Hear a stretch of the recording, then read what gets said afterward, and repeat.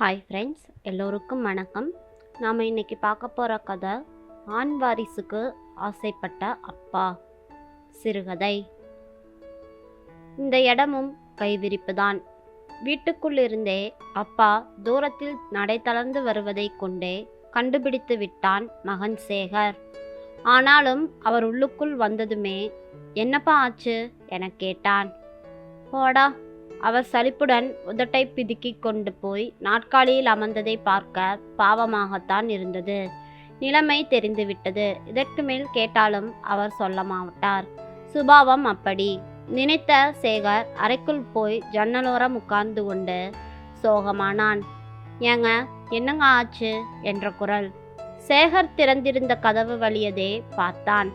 அம்மாதான் அடுப்படியிலிருந்து கேட்டுக்கொண்டே வந்து அப்பா பக்கத்தில் நின்றாள். ஒன்றும் நடக்கல சரசு. அவனும் கையை விரிச்சிட்டான். அவர் குரல் உடைந்து வந்தது. ஏன், என்னதான் சொன்னாராம்? அம்மாவும் அவரை விடாமல் கேட்டாள். என்ன சொன்னான்? கேட்ட இடத்துல பணம் கிடைக்கல, எனக்கும் கஷ்டம்தான், உங்களுக்கு கொடுத்த உதவ முடியலைன்னு பரிதாபமாக பார்க்கிறான். ஆரம்பத்திலேயே இப்படித்தான் செய்வான் என எனக்கு செய்தி தெரியும். இருந்தாலும் உறவுக்கார பையனாச்சே, வசதியாகவும் இருக்கான். கஷ்டம்னு சொன்னா மனசு மாறி உதவுவான் என்கிற நட்பாசைதான்.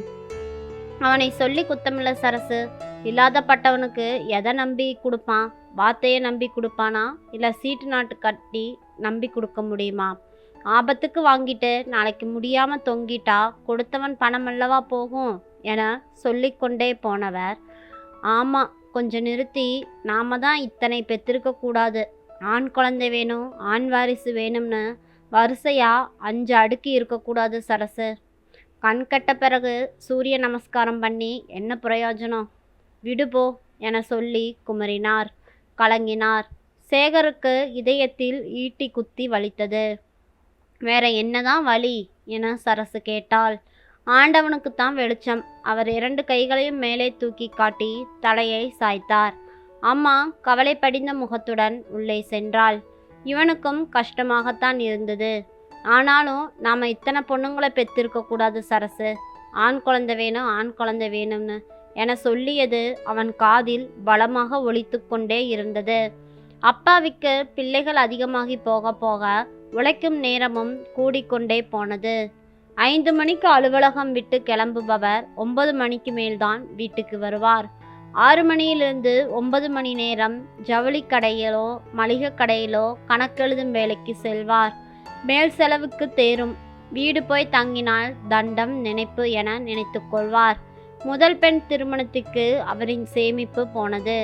2ஆம் பெண்ணுக்கு சொந்த வீட்டை வித்தார். 3ஆம் பெண்ணுக்கு கடனும் கைமாறும். 4ஆம் பெண்ணுக்கு விருப்ப ஓய்வு.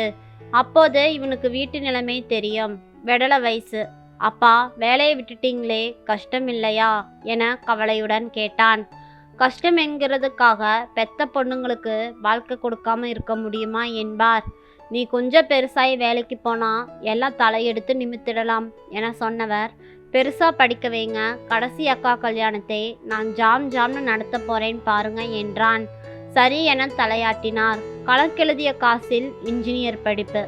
ஆனால் வேலை அதுதான் கிடைக்கவில்லை. படிப்பை முடித்து 2 வருடங்களாயும் இன்னமும் கிடைக்கவில்லை.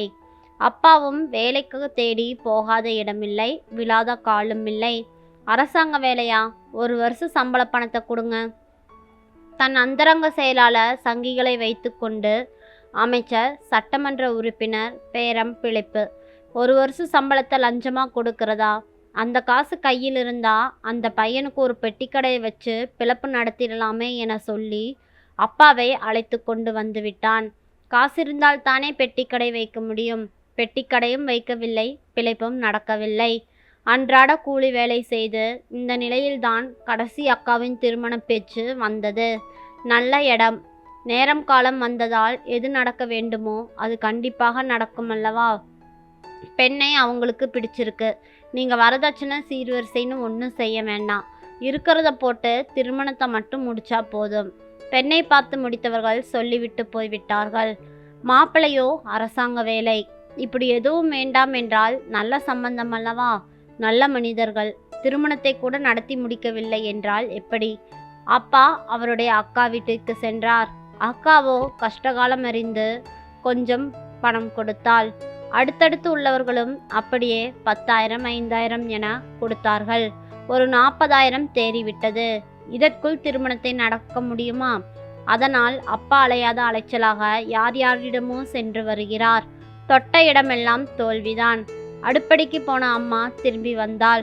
பேசாம கல்யாணத்தை நிறுத்திடலாமா சரசு? மனசெங்கும் வலி. அப்பா தொய்வுடன் குரலை கரகரக்க சொன்னார். சேகரோ திடீரென திடுக்கிட்டான். என்னங்க இப்படி அபசகுணமா பேசுறீங்க? அம்மாவும் பதறினாள். என்ன பண்றது, பணம் கிடைக்கலையே. பணம் கிடைக்கலைன்னு திருமணத்தை நிறுத்துறதெல்லாம் எவ்வளோ கேவலமான செயல் தெரியுமா? இது கூட செய்யாம நம்ம பெண்ணை எப்படி பிடிச்சு தள்ளுறதா நினச்சிக்கிட்டு இருக்கீங்கன்னு மாப்பிள்ளை வீட்டுக்காரங்க மானம் போக பேப்பாங்க. தலையை அடகு வச்சாவது இந்த திருமணத்தை நடத்தி முடிக்கணும், சதையை அறுத்து வைத்தாவது முடிக்கணும் என ஆக்ரோஷமாகவும் ஆணித்தரமாகவும் சொன்னாள். என்ன செய்வது என தெரியாமல் அப்பா அப்படியே சிலையாகிவிட்டார். அப்பாவுக்கு அந்த சொல் பாதிப்பை ஏற்படுத்தியதோ இல்லையோ, சேகருக்குள் ஏற்படுத்தியது. நிறைய யோசித்து ஒரு முடிவுடன் அறையை விட்டு எழுந்து வந்தான். அப்பா இல்லை, அம்மா மட்டும் இருந்தாள். அப்பா எங்கேம்மா? தெரியலடா.